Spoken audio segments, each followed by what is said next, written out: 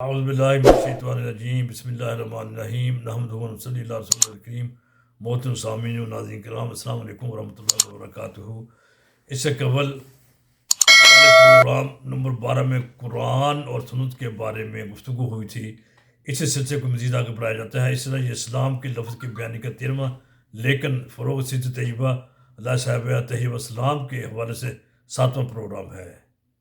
سیرت پر پروگرام کے چھٹے نقطہ اتباع رسول صلی اللہ علیہ وسلم پر گفتگو ہوئی تھی۔ اس زمین میں آپ حضرات کی معلومات کے لیے جہاں یہ اس عمر کا بیان بھی کر دوں کہ وحی کی 2 اقسام ہیں۔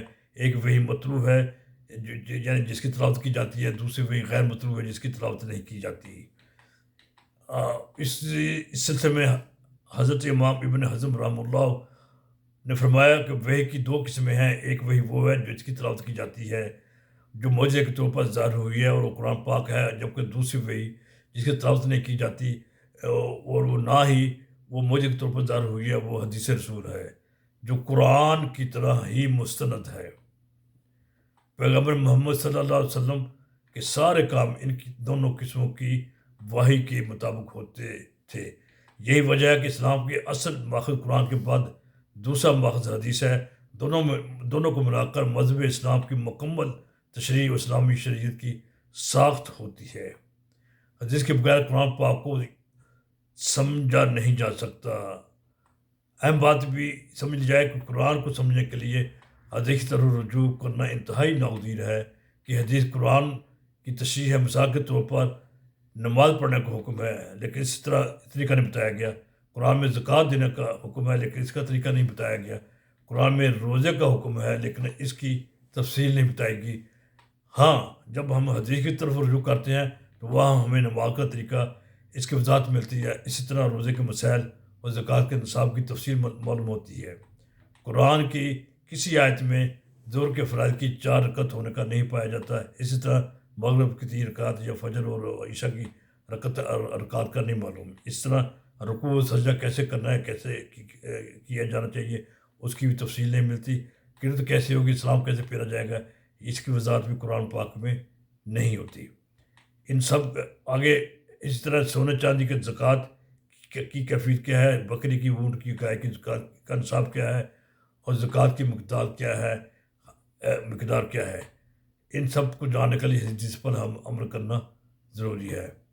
حدیث کی اسی فضیلت اور اہمیت کی بنیاد پر مختلف آیتوں اور حدیث میں حدیث پر عمل کرنے کا حکم دیا گیا ہے۔ فرمان باری تعالیٰ ہے کہ یا الذین آمنوا اطیعوا اللہ واطیعوا الرسول واولی الامر منکم فإن تنازعتم فی شیء فردوہ الی اللہ والرسول ان کنتم تؤمنون باللہ والیوم الآخر وذلک خیر واحسن تأویلا۔ یہ سورۃ النساء کی آیت نمبر 59 ہے۔ اس کا ترجمہ یہ ہے کہ ایمان والو، فرمانبرداری کرو اللہ تعالیٰ کی اور فرمانبرداری کرو اللہ کے رسول کی، اور تم میں سے اپنے جو صاحب مقتدر ہے یا صاحب اختیار لوگوں کی، ان کی فرمانبرداری کرو۔ پھر اگر کسی چیز میں اختلاف ہو تو اسے لوٹاؤ اللہ کی طرف اور رسول کی طرف۔ اگر تمہیں اللہ تعالیٰ پر اور قیامت کے دن پر ایمان ہے، یہ بہت بہتر ہے اور باعتبار انجام کے بہت اچھا ہے۔